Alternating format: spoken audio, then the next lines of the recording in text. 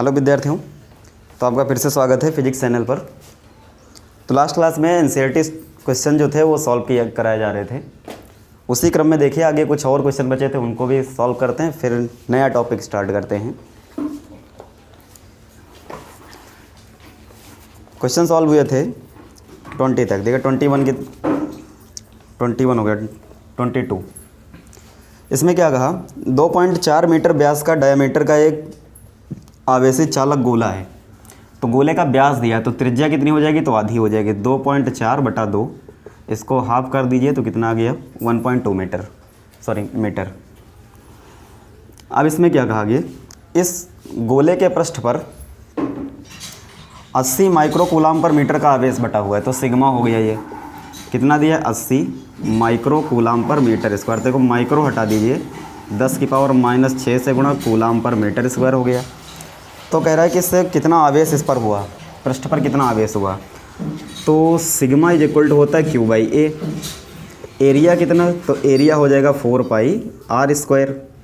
तिरछी गुणा कर दीजिए, Q इज इक्वल टू कितना आ गया, सिग्मा 4πr²। सिग्मा की वैल्यू 80 × 10⁻⁻6, 4π की वैल्यू 3.14, रेडियस कितनी 1.2 × 1.2। इसकी मल्टीप्लाई कर लीजिए, आंसर हो जाएगा। तो ये हो गया कूलाम में आंसर हो गया फर्स्ट वाला केस। सेकंड केस में क्या कहा, इसे निर्गत फ्लक्स कितना होगा। तो इससे जो भी फ्लक्स आएगा बी ऑप्शन में, फ्लक्स कितना होगा, Q/ε0 होगा। तो Q कितना हो गया, तो Q ये हो जाएगा, ε0 की वैल्यू 8.85 × 10⁻12 इतने से डिवाइड कर देना, और Q की वैल्यू ये वाली यहाँ चली जाएगी। फ्लक्स आपको मालूम हो जाएगा यहाँ से, Q हो गया फ्लक्स। 23 नंबर में देखिए, ये भी केवल फार्मूला बेस क्वेश्चन है। तो 23 में क्या कहा, एक रैखिक अनंत लंबाई का चालक कोई तार है। अब इसमें कहा कि 2 सेंटीमीटर दूरी पर, मतलब यहाँ से, तो R बराबर हो गया 2 सेंटीमीटर 10⁻² मीटर। इस पर कह रहा है यहाँ पर इलेक्ट्रिक फील्ड दे रखी है। तो इलेक्ट्रिक फील्ड कितनी यहाँ पर दी है, तो E is equal to 9 × 10⁴ newton per coulomb, इतनी इलेक्ट्रिक फील्ड है। तो कह रहा है कि रेखीय आवेश घनत्व तो बताइए कितना बना। तो इसके देखो क्या करते थे, गॉसियन पृष्ठ बेलन मान करके फिर इलेक्ट्रिक फील्ड निकालते थे। Formula 1/4πε0 2 λ/r। हमको यहाँ से लैम्डा निकालना है। तो E की वैल्यू हो गई 9 × 10⁴, इस पूरे की वैल्यू 9 × 10⁴, 2 लैम्डा चाहिए, R बना 2 × 10⁻²। इसको ट्रांसफ़र कर दो, लैम्डा यहाँ से आ जाएगा, यूनिट कूलाम पर मीटर। तो निकाल लेना यहाँ से। नेक्स्ट क्वेश्चन देखिए, तो इसका भी कॉन्सेप्ट देखो आपको हम पहले ही बता चुके हैं, केवल आपको समझना है बस। 24 में क्या कहा, 2 बड़ी धातु की प्लेट हैं, एक दूसरे के समांतर और निकट रखी गई हैं, लेकिन दोनों पर जो आवेश पृष्ठ घनत्व तो बराबर है, लेकिन चिन्ह उनके विपरीत हैं। एक प्लेट हो गई इधर,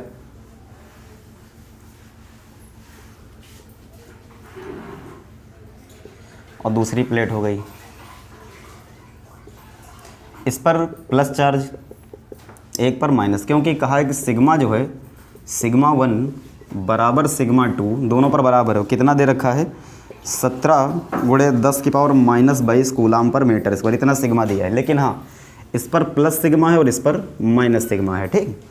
तो दोनों का परिमाण बराबर है, इतने के बराबर कह दिया। तो कहा कि बताइए इलेक्ट्रिक फील्ड बताइए। तो इलेक्ट्रिक फील्ड देखिए, इसमें कहे या ना कहे आप खुद ही चेक कर लो। अगर मान लो पहले की वजह से E1 मान लें, दूसरे की वजह से E2 मान लें, तो इलेक्ट्रिक फील्ड बनी कितनी, इस वाले पॉइंट पर बाहर अगर चेक किया जाए तो इसकी वजह से, प्लस की वजह से इलेक्ट्रिक फील्ड दूर होगी E1, माइनस की वजह से इधर होगी E2। चूँकि सिग्मा बराबर है तो इलेक्ट्रिक फील्ड का फार्मूला क्या होता है, σ/2ε0 होता है। तो अगर इसको 1 करें तो ये 1 हो जाएगा, ऐसे E2 लिखोगे तो σ2/2ε0। लेकिन ध्यान देखो, सिग्मा अगर बराबर है तो इलेक्ट्रिक फील्ड भी बराबर होगी, क्योंकि ये केवल सिग्मा पर निर्भर करती है। तो यहाँ पर क्या कह सकते हैं, E1 बराबर E2 परिमाण में। अगर ये दोनों बराबर, तो यहाँ पर देखो अपोजिट डायरेक्शन, तो जब E नेट निकालोगे तो कितना आ जाएगा, 0, क्योंकि आपको घटाना पड़ जाएगा, दिशा विपरीत है। इसलिए इधर अगर चेक किया जाए इधर, तो इस माइनस की वजह से E2 इधर होगी, इस प्लस की वजह से E1 जो होगा वो इधर होगा। E1 और E2 दोनों बराबर, तो नेट कितना बना यहाँ नेट भी कितना हो गया, 0। इधर इलेक्ट्रिक फील्ड जो होगी इस प्लेट के बाहर नहीं होगी, तो बाकी तो गई कहाँ इलेक्ट्रिक फील्ड। तो जो भी इलेक्ट्रिक फील्ड बनी कहाँ पर बनी, चेक करिए। अगर अंदर चेक करें तो इस प्लस की वजह से इलेक्ट्रिक फील्ड जो होगी वो माइनस की ओर ऐसे, मतलब दूर E1, और इस माइनस की वजह से इधर होगी। तो यहाँ पर देखिए दोनों की दिशा एक हो गई, तो अंदर E नेट कितना बना, E1 प्लस E2, यहाँ पर दोनों जुड़ गए। अब अगर जुड़ेंगे E1 E2 दोनों बराबर होंगे क्योंकि सिग्मा बराबर है, तो क्या लिख सकते हैं 2E, और E की वैल्यू कितनी होगी, सिग्मा बाई 2 एप्सिलॉन नॉट, ये कैंसिल, सिग्मा की वैल्यू 17 गुणे 10 की पावर माइनस 22, एप्सिलॉन नॉट 8.85 गुणे 10 की पावर माइनस 12। इसको सॉल्व कर ले रहे हैं, आंसर हो जाएगा न्यूटन पर कूलम में। तो दो प्लेट अगर सिग्मा बराबर है, चिन्ह विपरीत हैं, तो उनके बाहर इलेक्ट्रिक फील्ड नहीं होती है। कहाँ होती है, सब की सब अंदर होती है। इन्हीं प्लेट का यूज आगे कैपेसिटर में हो जाएगा। जो इलेक्ट्रिक एक प्लेट रखो तो विद्युत क्षेत्र अनंत तक चला जाता है, वो ऊर्जा जो होती है वो अनंत तक बिखर जाती है। अगर दो प्लेट रख देते हैं तो एनर्जी जो अनंत तक बिखरी होती है वो कहाँ जाती है, प्लेट के बीच में आ जाती है। देखिए फार्मूले से ही क्लियर हो गया। तो इनका यूज आगे इन्हीं प्लेट का ही आगे दो प्लेट कंबाइंड करके कैपेसिटर चल जाएंगे, ठीक। इनको कंडेंसर नाम से आप लोग जानते हैं। तो यहाँ से सॉल्व कर लेना इसको। अब देखिए इसमें एडिशनल क्वेश्चन भी हैं जो कंपटीशन लेवल के हैं, तो इनको भी चेक कर लीजिए, कोई कठिन नहीं है, बस थोड़ा सा हटके हैं। लेकिन इनका कॉन्सेप्ट सबका मैं पहले बता चुका हूँ, हर लेक्चर में आपको इनके कॉन्सेप्ट मिल जाएंगे।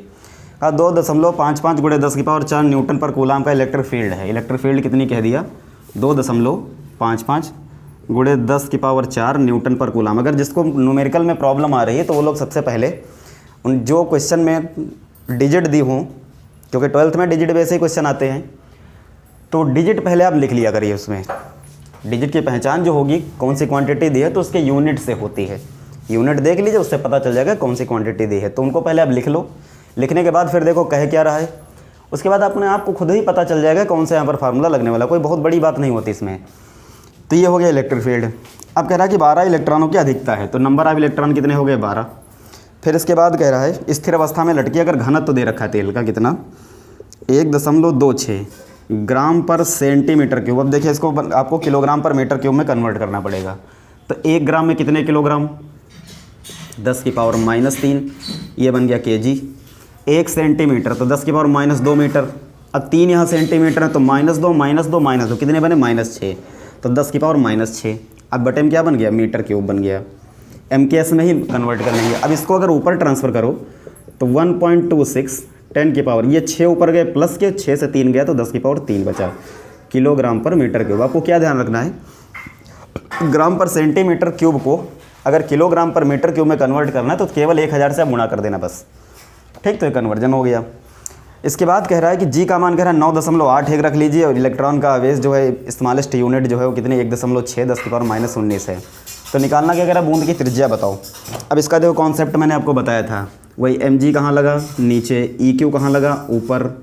अगर EQ ऊपर लगा तो क्या लिख सकते हैं, EQ = mg। प्लेट नहीं बना रहे हैं, आपको पता है, शुरुआत वाले लेक्चर में बता चुका कैसे डायग्राम बनाते हैं। अब इलेक्ट्रिक फील्ड पता है, Q की जगह पर क्या लिखोगे, तो Q की जगह यानी कर दीजिए, Q बराबर यानी m कितना, तो m मालूम नहीं। द्रव्यमान बराबर घनत्व गुणे आयतन। अब आयतन कितना, तो बूंद जो है गोल है तो गोले का आयतन कितना, 4/3 πr3। ये इतना उठाओ, इसके जगह पर लिख लो, तो रो 4/3 πr3। अब इसमें देखो वैल्यू रखिए आप, E मालूम है आपको, N का वैल्यू 12 दे रखी है, स्मॉल ई 1.6 गुणे 10 की पावर -19 ये रख लेना है। रो की वैल्यू सामने लिखी, ये वाली 4/3 संख्या है, पाई का मान 3.14, आर आपको निकालना है, कुछ जी रह गया, सॉरी हाँ। तो स्मॉल जी की वैल्यू 9.81 कह रहा है मीटर पर सेकेंड स्क्वायर, इतनी रख लेना है इसमें, ठीक। थोड़ा लेंथी है, गुणा भाग है, लेकिन आप लोग कैलकुलेशन कर लेना इसका, ठीक। तो ये हो जाएगा। नेक्स्ट में देखिए कुछ इलेक्ट्रिक फील्ड बेस्ड क्वेश्चन हैं। अब इलेक्ट्रिक फील्ड बेस्ड क्वेश्चन जो हैं उनकी प्रॉपर्टी यहाँ पर लगने वाली हैं। पहला जो डायग्राम है 26 में कुछ ऐसे बना हुआ है, कंडक्टर है ऐसे, और इसको प्लस चार्ज दिया गया, ऐसे प्लस चार्ज इस पर बटा हुआ है। अब इसमें का इलेक्ट्रिक फील्ड ऐसे हैं, इस प्रकार, ऐसे ऐसे,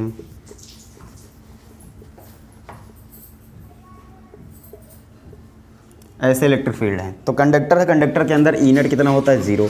अब कहा बताइए इसमें कौन सा चित्र, कई चित्र दिए हुए हैं, तो पहले में बताइए इलेक्ट्रिक फील्ड जो कंडक्टर के लिए खींचे गए हैं सही हैं गलत हैं। तो ध्यान से देखो, इलेक्ट्रिक फील्ड में हमने कई चीज़ें बताई थी कि हमेशा कंडक्टर की सतह पर लंबवत होती हैं।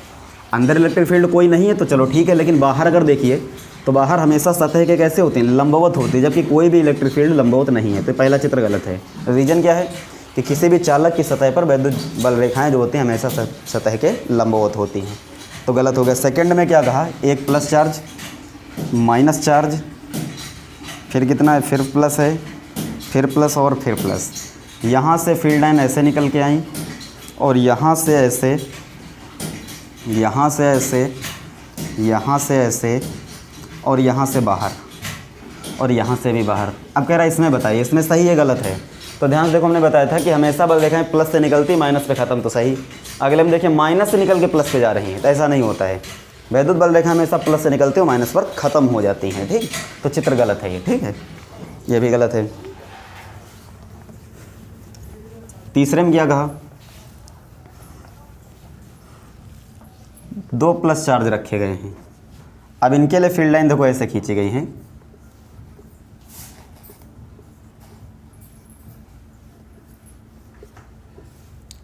थर्ड जो डायग्राम है वो ऐसा बना हुआ है, बिल्कुल मकड़े जैसा। अब तीसरे में कह रहा है कि सही गलत, तो ये सही है। क्यों? क्योंकि प्लस प्लस आवेश अगर पास में होते हैं तो बल रेखाएं उनको मिलाने वाली रेखा के लंबवत दिशा में फैलने का प्रयास करती हैं, ये सही है, ठीक। तो इसी प्रकार से आप देख लीजिए डी ऑप्शन अपने आप कर लेंगे, देखना इसमें डायग्राम जो बना है उसमें प्लस से निकल के प्लस पे ख़त्म भी हो रही हैं और क्रॉस भी कर रही हैं। डी ऑप्शन में वैद्युत बल रेखाएं एक दूसरे को क्रॉस करनी, जबकि ऐसा नहीं होता है, कभी भी वैद्युत बल रेखाएं एक दूसरे को क्रॉस नहीं करती, तो तीसरा गलत है, सॉरी डी ऑप्शन। और चौथा जो है मतलब ई ऑप्शन जो है उसमें देखिए क्लोज लूप में बनी हुई हैं, तो वैद्युत बल रेखाएं कभी भी क्लोज लूप के रूप में एग्जिस्ट नहीं करती हैं, ठीक। तो ई ऑप्शन, ई जो क्वेश्चन है पार्ट इसका वो भी गलत है। क्यों? क्योंकि वैद्युत बल रेखाएं कभी भी बंद वक्र के रूप में नहीं होती, तय हो जाएगा।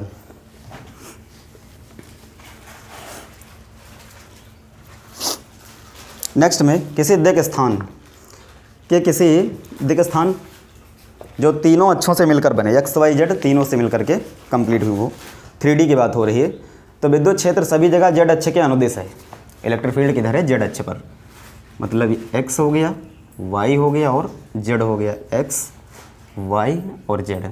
तो इलेक्ट्रिक फील्ड जो है किधर है? जेड अक्ष के अनुदिश ऐसे है, ठीक।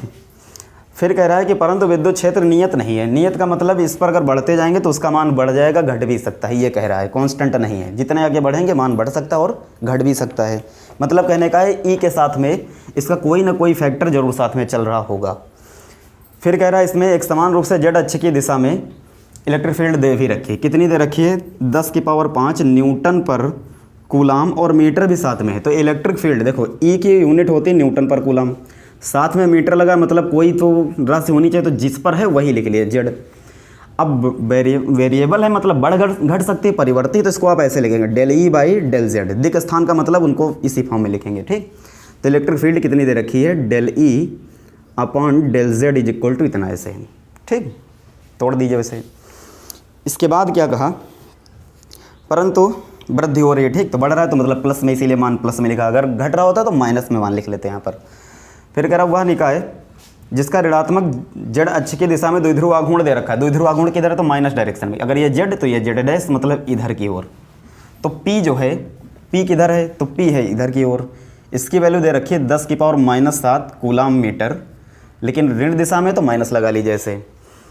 तो कहा कि बताइए कितना बल लगेगा और बल आघूर्ण कितना होगा। तो देखो फोर्स अगर निकालना हो इस चैप्टर में, अगर दिक् स्थान की बात होती तो फोर्स का जो फार्मूला बनता है vector F is equal to, इसको इनके फैक्टर में लिखना शुरू करिए। कैसे लिखोगे? Del E by del X into P X plus del E by del Y, इसको डेल बोलते हैं, पार्शियल डिफरेंशिएशन होता है ये। अब इसको क्या लिखोगे? P Y plus del E by del Z P Z. ये कंडीशन होती फोर्स की। अब देखिए अगर कहा इलेक्ट्रिक फील्ड केवल जेड अक्ष पर है, इसका मतलब एक्स और वाई पर नहीं है, तो ये और दोनों कैंसिल हो गए, जीरो हुई है। तो बचा कितना? 0 + 0, और यहाँ पर इलेक्ट्रिक फील्ड कितनी है? 10⁵ और गुणे पी कितनी? -10⁻⁻7। इसको सॉल्व करिए तो आएगा -10⁻2 न्यूटन। माइनस क्या शो करता है? माइनस ये शो करेगा कि जो भी फोर्स लगेगा वो हमेशा इसके अपोजिट डायरेक्शन में होगा। ठीक, तो ये तो फोर्स हो गया। फिर कहा टाउ बताइए कितना, तो टाउ बराबर पी साइन थीटा, टॉर्क निकालना है आगे बला घूर्ण। थीटा किसका, तो थीटा पी और ई के बीच का कोण। देखो पी किधर है ऊपर, ई किधर इधर, तो कोण कितना बना 180। अगर 180 रखोगे तो साइन 180 का मान होता है 0, तो टाउ कितना आ गया 0 आ गया। ठीक, तो इस प्रकार से आपको सॉल्व कर लेना था। नेक्स्ट में देखिए,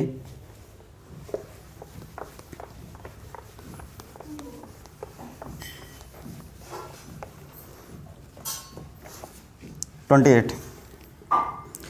एट नंबर का कॉन्सेप्ट आपको मैं पढ़ा चुका हूँ, केवल आपको समझना है, केवल समझ लीजिए अच्छे से। देखिए अगर किसी चालक, एक कंडक्टर है, इसका नाम है ए। इस कंडक्टर में एक कैविटी बनी हुई है। कैविटी का मतलब क्या होता है, कैविटी को क्या बोलते हैं, कोटर या गुहा बोलते हैं। तो कैविटी हो गई। कैविटी का मतलब वो ऐसा रिक्त स्थान जो चारों तरफ से बंद हो, अंदर एयर वगैरह भरी हो, जैसे गेंद होती है ना, गेंद के अंदर का जो स्थान होता है उसी को कैविटी बोला जाता है। तो क्या है, कैविटी बनी हुई है और इसको क्यू आवेश दे दिया गया। इस कंडक्टर को कितना चार्ज दिया गया, क्यू। तो कह रहा है कि सिद्ध करके दिखाइए कि यह आवेश इसकी सतह पर होगा। तो क्या करना है आपको, हमने इसके लिए क्या कहा था, कंडक्टर की प्रॉपर्टी बताया था। तुरंत यहाँ पर क्या करोगे, गॉसियन पृष्ठ मान लोगे, जस्ट अंदर ये गॉसियन पृष्ठ बना। अब अगर यहाँ पर इलेक्ट्रिक फील्ड अगर कोई होगी, मान लो यहाँ पे बात करते हैं, इलेक्ट्रिक फील्ड अगर होती तो वैसे होती बाहर, इसका डी ए किधर होगा तो एरिया भी किधर होगा, बाहर होगा। तो फ्लक्स कितना आया, vector E dot vector D A is equal to Q in by epsilon not, Gauss की प्रमेय। ई और ए मतलब ए डॉट बी क्या होता है, ए बी कॉस थीटा। तो इसको क्या लिख सकते हैं, ई डी ए, कोण कितना बना, तो कोण 0 ले लीजिए, cos 0 is equal to Q in by epsilon not. अब अंदर कंडक्टर के इलेक्ट्रिक फील्ड कितनी होती है, 0। तो अगर ई नेट, ये क्या है, ये ई नेट है यहाँ पर, तो अंदर ई नेट कितना होता है 0। अगर इलेक्ट्रिक फील्ड 0 तो क्यू इन को चेंज करो, क्यू इन कितना बना, तो क्यू हो गया। तो अगर इलेक्ट्रिक फील्ड 0 तो क्यू बटा एप्सिलॉन नॉट बराबर 0, तो क्यू इज इक्वल टू कितना आ गया 0। तो आवेश जब अंदर नहीं तो गया कहाँ, सतह पर। तो आ गया थ्योरी बेस लिख दीजिए, क्योंकि गॉस के प्रमेय के अकॉर्डिंग आवेश अंदर है नहीं, या जैसे यहीं से समझ जाएगा, जो एग्जामिनर होगा समझ जाएगा इतने से ही। अंदर इलेक्ट्रिक फील्ड 0, इलेक्ट्रिक फील्ड 0 अगर, तो क्यू इन 0, क्यू इन 0 मतलब अगर क्यू इन 0 तो आवेश गया कहाँ, तो आवेश कहाँ गया, सतह पर गया। तो आप आगे लिख दिया, अतः आवेश अंदर नहीं होगा। तो बेस हो गया क्वेश्चन आपको, जो पहले हम करा भी चुके थे। नेक्स्ट में देखिए, इसी क्वेश्चन में ही इसी का सेकंड पार्ट जो है, इसको सही समझिए। इसमें कह रहा है कि इसके अंदर कोई मतलब पूरा वही कंडक्टर है, और जो इसके अंदर कैविटी बनी थी, इस कैविटी के अंदर एक कोई अन्य चालक बी जिस पर क्यू आ, मतलब इसके अंदर एक और कंडक्टर है, इसका नाम है बी और इस पर क्यू चार्ज है, स्मॉल क्यू। और बाकी ये ए कंडक्टर, इस पर कितना है, तो इस पर कुल चार्ज जो है कितना है, कैपिटल क्यू है। अब कह रहा है कि इसमें धसा दिया जाता है, यदि चालक बी चालक ए से विद्युत रोधी रहे, यदि यह दर्शाइए कि चालक ए के बाह्य पृष्ठ पर स्मॉल क्यू और प्लस छोटा क्यू का चार्ज होगा। मतलब आपको इसमें सिद्ध करके कह रहा था कि कैविटी में कंडक्टर बी धसा दिया गया है, चालक बी धसाया गया जिस पर स्मॉल क्यू आवेश था, बाकी क्वेश्चन वही था। तो सिद्ध करके दिखाइए कि चालक ए की सतह पर इतना आवेश होगा। तो क्या किया जाए, देखिए कैसे। हमको ये पता है कि चालक ए पर कुल आवेश कितना है, इतना।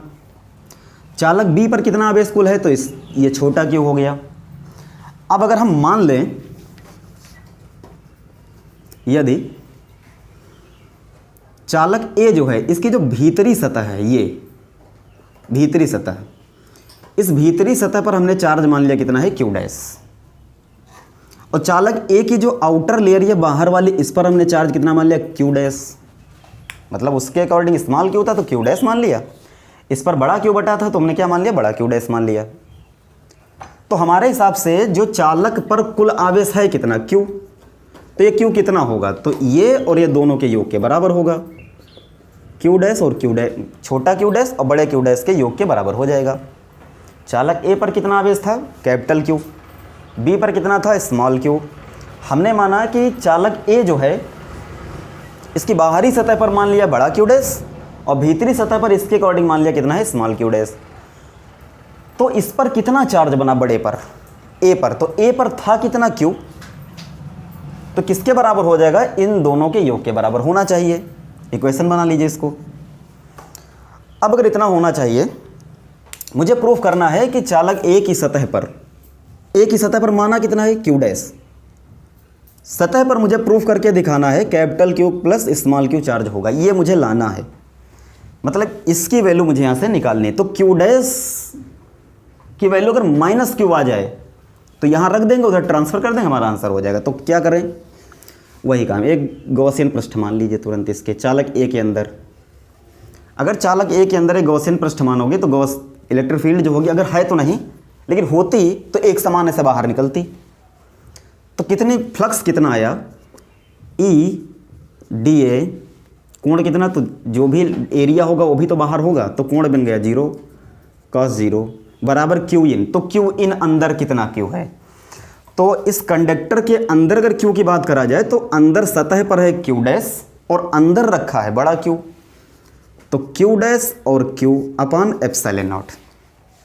गॉस की प्रमेय में जो क्यू इन लिखा जाता है, तो चालक ए जो है इसके अंदर कितना आवेश, हम ए से निकाल रहे हैं फ्लक्स, तो चालक ए के अंदर जो आवेश रखा है, ध्यान से देखिए, तो ये भी है और ये क्यू डैश जो माना ये भी है। हमको पता है कि इसके अंदर ई नेट कितना होगा, 0। अगर ई नेट 0 तो Q dash plus Q by epsilon not 0, मतलब क्यू डैश और क्यू बराबर 0, तो Q dash is equal to कितना आ गया, माइनस क्यू।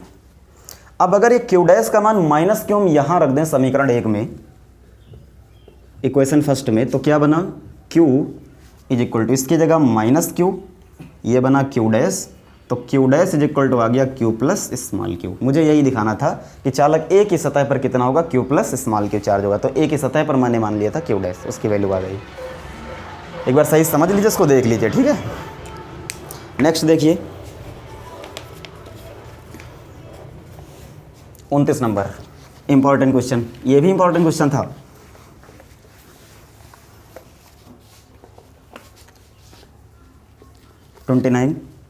इसमें का किसी खोखले आवेशित चालक के पृष्ठ पर कोई छिद्र बनाया गया है, कोई खोखला चालक है।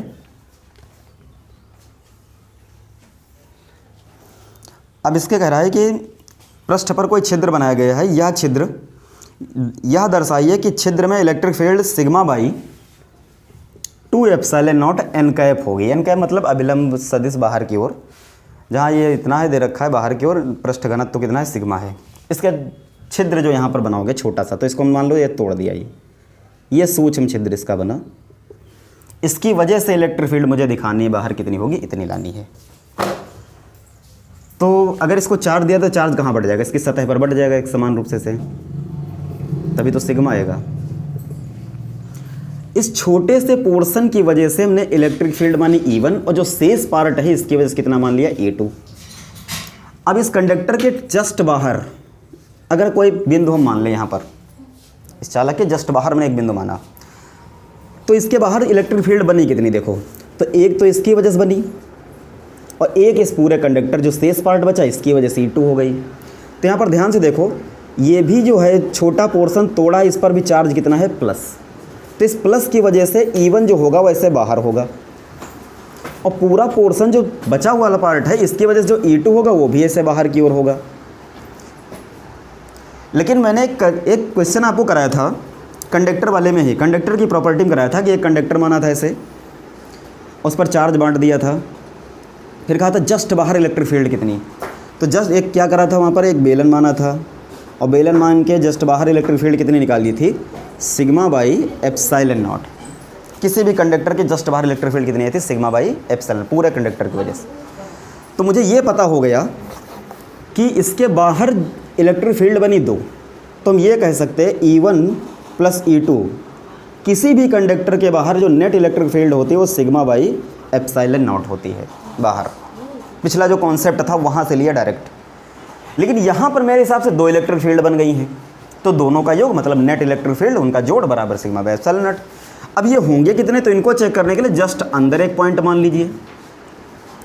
इस अंदर पॉइंट पर इस छोटे से पोर्शन की वजह से E1 किधर बना, बाहर।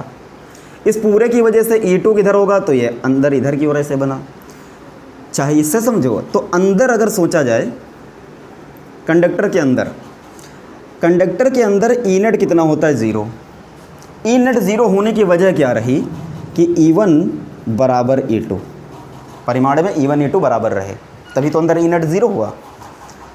अगर ये बराबर हैं इसको, इसका मतलब बराबर हम क्या लिख सकते हैं, ई, दोनों बराबर किसी कांस्टेंट के बराबर मान लिया। ये दोनों अगर बराबर हो गए तो इनकी वैल्यू अगर हम इक्वेशन फर्स्ट में रख दें तो क्या लिख सकते हैं, इसकी जगह पर ई और इसकी जगह पर ई, तो कितने बन गए, 2E is equal to sigma by epsilon not. तो E is equal to sigma by 2 epsilon not. अगर वेक्टर फॉर्म लिखना चाहो तो क्या लिख सकते हो, sigma by 2 epsilon not N cap. N cap बाहर दिशा में अभिलंब सदिश हो गया, अभिलंब एकांक सदिश। तो अब ऐसे सॉल्व कर सकते हैं। ये कहाँ से आया, ये कंडक्टर के जस्ट बाहर नेट इलेक्ट्रिक फील्ड इतनी होती है वहाँ से। यहाँ पर मेरे हिसाब से 2 बनी थी तो दोनों का योग इतना हो गया, उसे बराबर कर दिए। अब ये होंगे कितने, तो इनको चेक करने के लिए तुरंत अंदर एक पॉइंट ले लिया। अंदर 2 इलेक्ट्रिक फील्ड बनी, परिमाण बराबर, डायरेक्शन अपोजिट। परिमाण बराबर मुझे क्यों करना पड़ा, क्योंकि मुझे पता है कंडक्टर के अंदर नेट इलेक्ट्रिक फील्ड 0। तो नेट अगर 0 इसका मतलब E1 बराबर E2, अगर वो बराबर है तो यहाँ पर वैल्यू रख के इसको सॉल्व कर लिया गया। ठीक, कोई कठिन नहीं है, सब वही जो मैंने पिछले लेक्चर्स में जितने भी मैंने कॉन्सेप्ट आपको बताए थे, बस उन्हीं पर बेस्ड क्वेश्चन है और कुछ नहीं है। अगर वो चीज़ें आपने अच्छे से उनको अगर ध्यान में आपने रखा तो इस पर मैं ये नहीं कह सकता कि बोर्ड पेपर में यही क्वेश्चन आएगा, लेकिन हाँ इसी टाइप से आ सकते हैं। तो उनको सॉल्व करने का मेथड बस आपको वही 5 पॉइंट जो आपको बताए थे कंडक्टर के, बस वही चलाने हैं, बस और कुछ नहीं है। तो ये हो गया। नेक्स्ट देखिए,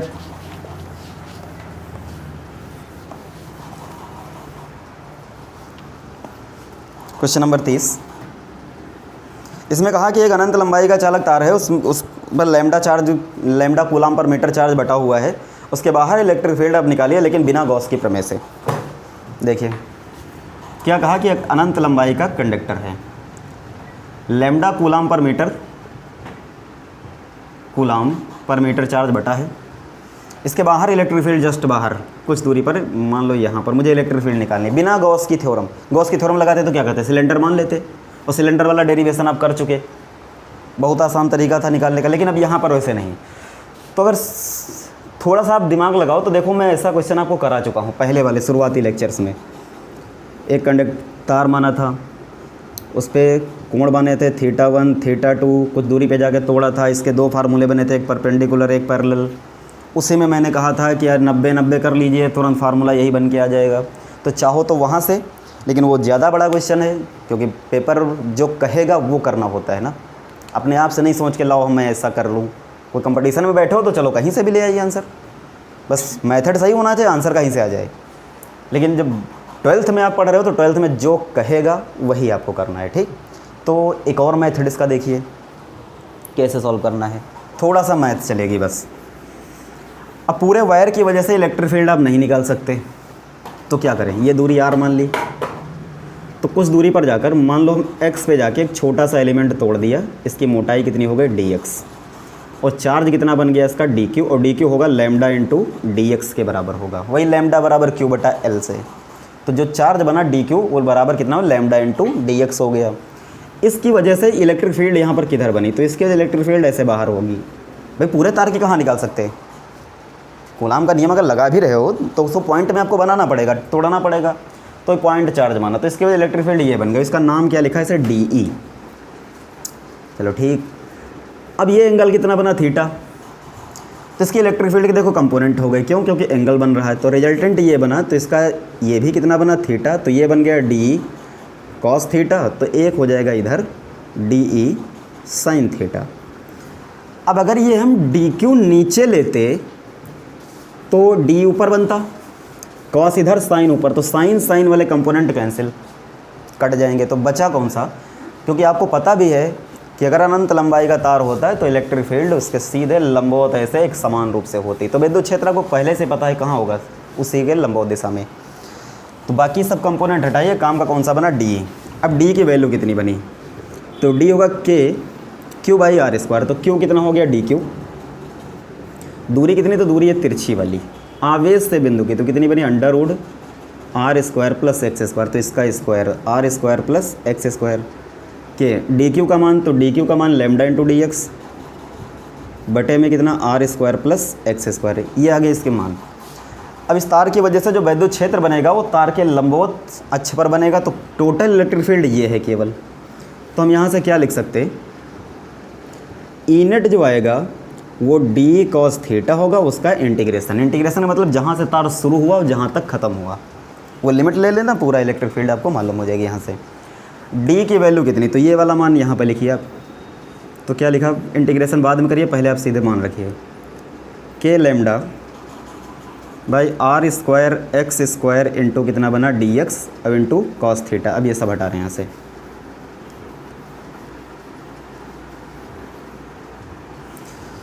अब यहाँ पर देखिए, यहाँ पर सोचिए तो x भी चेंज हो सकता है, क्योंकि अगर हम ऊपर बढ़ा दें एलिमेंट और ऊपर लेते तो x का मान बढ़ जाता, x बढ़ता तो कोण थीटा भी बढ़ जाता। तो हम या तो यहाँ पर x को थीटा में बदल लें या थीटा को x फॉर्म में बदल लो, क्योंकि समाकलन का नियम है दो राशियाँ चेंज होने वाली एक साथ समाकलन नहीं होता, एक राशि को अगले में बदल करके फिर ये समाकलन होता है। तो इसको बदलने के लिए क्या करते हैं, देखिए इस वाले त्रिभुज में tan थीटा ले लो, तो tan थीटा अगर लोगे तो लंब हो गया x, आधार हो गया r, तिरछी गुणा कर दो तो x बराबर कितना आ गया, r tan थीटा। इसका अवकलन कर लो तो dx, tan का अवकलन क्या बना, sec square theta into D theta. अब और कुछ चीज़ है, cos थीटा का मान निकालो, तो cos थीटा इस त्रिभुज में कितना बना, आधार हो गया r और कर्ण हो गया under root R square plus X square. इसकी आवश्यकता पड़ेगी। अब अगर यहाँ पर देखिए लिमिट अगर लेना चाहो तो लिमिट देखो, नीचे तार गया अनंत तक और ऊपर भी अनंत तक, तो ऊपर के y के मान प्लस में तो प्लस पाई बाई 2 अनंत का मतलब 90, और नीचे y के मान माइनस में तो माइनस पाई बाई 2, ये लिमिट हो गई। तो अगर इनको आप चेंज कर रहे हो x को थीटा में तो लिमिट भी इसको बदलना पड़ेगा, रेडियन जो है इसको चेंज करना पड़ेगा आपको। सॉरी, तार कहाँ तक, अनंत तक, तो इनफाइनाइट, और नीचे भी कहाँ तक गया, अनंत तक, तो माइनस इनफाइनाइट। ठीक, तो यहाँ पर देखो अगर हम थीटा की जगह पर अनंत रख दें तो यक्स का मान कितना आएगा, यदि थीटा बराबर इनफाइनाइट तो x की वैल्यू आएगी पाई बाई 2, क्योंकि अनंत जो होता है 10 में 90 का मान होता है। अगर थीटा बराबर माइनस इनफाइनाइट यहाँ पर रखें तो कितना बनेगा, तो x का मान आएगा पाई बाई 2 रहेगा, लेकिन माइनस चिन्ह आगे लग जाएगा। अब इसके देखो एक बार मान रखिए सब, के लैम्डा कॉस थीटा का मान ये वाला, तो r बटा, देखो यहाँ पर लिखी है 1 घात और इसका मतलब है 1 बटा 2, तो कंबाइंड करो R square X square whole power कितनी आ गई, 3/2 इंटू डी एक्स। अभी ऐसे छोड़िए, ये इलेक्ट्रिक फील्ड बनी, लिमिट बाद में, के लैम्डा इंटू आर बटे में देखिए आर को छोड़िए, एक्स बराबर कितना है, आर tan थीटा, यहाँ लिखोगे स्क्वायर करोगे तो बनेगा R square tan square theta whole power 3/2, और dx कितना है, तो dx हो गया r sec square theta into D theta. जो जो चीज़ें बनी उनको एक साथ लिखिए अब लास्ट में, क्योंकि अब समाकलन करना है। क्या बन गया, के लैम्डा, r और r बन गए आर स्क्वायर बटे में देखिए आर स्क्वायर अगर आप बाहर लोगे निकालोगे कॉमन तो बाहर पावर भी साथ हम 3/2 आएगी, इससे कैंसिल हो गया तो बटे में बचा कितना, r³ बचा केवल। अंदर कितना बना, तो 1 प्लस tan स्क्वायर थीटा की होल पावर बनी 3/2 यहाँ पर, क्योंकि ये कॉमन हो गया। 1 प्लस tan स्क्वायर थीटा होता है sec square theta, whole power हो गई 3/2, 2 कैंसिल हो गए तो बचा कितना, sec³ थीटा बचा केवल। तो बटे में क्या लिख सकते हैं हम, sec³ थीटा, और ऊपर क्या बचा, ऊपर बन गया sec square theta into D theta. ये यहाँ से वैल्यू आई। अब यहाँ देखो जो कैंसिल होने वाले हैं कैंसिल करिए, देखो स्क्वायर से क्यूब कैंसिल, इससे ये कैंसिल, 1 बटा सेक ऊपर आएगा कॉस बन गया।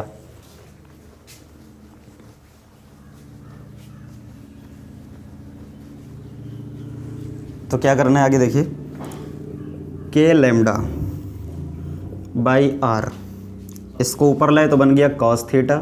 अब इंटीग्रेशन, लिमिट नीचे थी माइनस अनंत, तो माइनस अनंत पर लिमिट कितनी हो गई, -π/2, ऊपर कितनी हो गई plus pi by to, into कितना बन गया डी थीटा, कॉस थीटा का समाकलन, तो कॉस थीटा का समाकलन होता है साइन थीटा, लिमिट कितनी तो माइनस पाई बाई टू से प्लस पाई बाई टू। अब अगर ये वैल्यू इसमें रखिए आप तो कितना बना K lambda by R sine pi by two minus sine minus pi by two, चिन्ह के सहित मान रखना है। ये माइनस अंदर आ जाएगा तो क्या बन गया यहाँ से साइन 90 का मान 1, ये माइनस माइनस हो गया प्लस, फिर साइन 90 का मान 1, के की वैल्यू 1/4 पाई एप्सिलॉन नॉट, एक एक जुड़ के बने 2 लैम्डा बाई आर। तो ये इलेक्ट्रिक फील्ड बन गई यहाँ पर। तो किसी भी अनंत लंबाई के तार के लिए इलेक्ट्रिक फील्ड अगर निकालो बिना गॉस के प्रमेय से तो ऐसे निकालना पड़ेगा।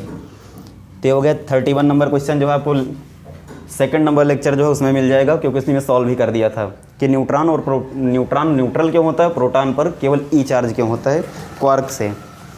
क्यों? क्योंकि प्रोटॉन के लिए मैंने कंडीशन क्या बताई थी, 2 अप क्वार्क और 1 डाउन क्वार्क से मिलता है, मिलके बनता है। और न्यूट्रॉन किससे बनता है, 1 अप क्वार्क और 2 डाउन क्वार्क से मिलके बनता है। इनकी वैल्यू भी बताई थी, इसमें रख दीजिए आपका 31 नंबर हो जाएगा। 32 नंबर, ये भी आपको इक्विलिब्रियम कंडीशन आपको मैं करा चुका हूँ पिछले लेक्चर में, केवल वहीं से थ्योरी वही लिख देना है यहाँ पर बस। तो 32 नंबर भी हो जाएगा। 33 जो है ये लेक्चर नंबर 10, उसमें देख लेना, हमने प्रूव कराया था आपको कि पार्टिकल जो मूव करता है उसका पथ हमेशा परवलयाकार होता है। तो उसकी कंडीशन देखो यही है, QE L² /2m(x)(v(x)², ये लाना है। तो ये मैं प्रूफ करा चुका हूँ इसको भी, तो ये भी हो जाएगा। 34 नंबर पे जो क्वेश्चन है इसी पर है केवल, देखिए क्या है इसमें। कह रहा है कि 33 में मतलब 33 नंबर क्वेश्चन जो है इसमें इलेक्ट्रॉन बीम एक जा रही है, उसकी वेलोसिटी दे रखी है कितनी 2 × 10⁶ मीटर पर सेकंड, और 0.5 सेंटीमीटर दूरी पर प्लेट है। प्लेट की दूरी कितनी है 0.5 सेंटीमीटर। तो प्रक्षेपण जो है ये मध्य बिंदु से होगा, मध्य बिंदु से कराएंगे। तो y जो बना तो y कितना बन गया d/2 आधा हो गया, तो 0.5/2 × 10⁻² मीटर। ठीक, प्रक्षेपण जो करेंगे प्लेट के मध्य से करेंगे, यहाँ पर जब कुछ नहीं कहे तो मध्य से। अब क्या कहा कि इलेक्ट्रिक फील्ड कितनी दे रखी है, तो इलेक्ट्रिक फील्ड की वैल्यू 9.1 × 10⁻² न्यूटन पर कूलम। फिर कह रहा है इलेक्ट्रॉन कहाँ टकराएगा, मतलब आपको L या x की वैल्यू यहाँ पर आपको निकालनी है कितनी बनेगी, तो x आपको चाहिए। जबकि इलेक्ट्रॉन का जो मास होता है कितना 9.1 × 10⁻31, ठीक। और चार्ज जो होता है कितना होता है 1.6 × 10⁻19। अब इसमें केवल वैल्यू रखना है आपको। क्या क्या दिया देखो, y की वैल्यू आपके सामने लिखी है, q बराबर यानी q की जगह पर क्या कर लोगे ये नहीं कर देना, एक इलेक्ट्रॉन की बात और n बराबर 1 कर लेना। e की वैल्यू ये हो गई, कैपिटल E की वैल्यू ये हो गई, l की जगह पर x करिए, अब x निकालना है आपको। m की वैल्यू सामने लिखी है, 2 संख्या लेना है, vx की वैल्यू सामने है, तो यहाँ से आपको x निकाल लेना कितनी दूरी पर जाकर के टकरा जाएगा। ठीक, तो ये तो एनसीईआरटी एक्सरसाइज जो है सॉल्व हो गई आपकी। नेक्स्ट क्लास में आप लोग ये वीडियो देखिए, इसमें जो चीज़ें हैं समझने लायक आप अच्छे से समझ लीजिए, समझ कर नोट्स बनाते रहिए और कमेंट करके बताइए, क्योंकि हम आप लोग खुद ही बताएंगे यहीं से आगे, मतलब क्योंकि 12th की जो फिज़िक्स है पेपर एक ही है लेकिन पार्ट उसके 2 हैं। तो अगर इच्छा होगी तो आप लोग कमेंट करना, तो पार्ट सेकंड का हो तो पार्ट सेकंड स्टार्ट करें या फिर इसी को लगातार आगे बढ़ाते रहें फिर, क्योंकि electrostatics first chapter, electrostatics first second दोनों कंप्लीट हो चुके हैं। तो आप लोग कमेंट करके ही बताना कि पार्ट सेकंड शुरू करें या इसी से आगे स्टार्ट कर दें। Thank you.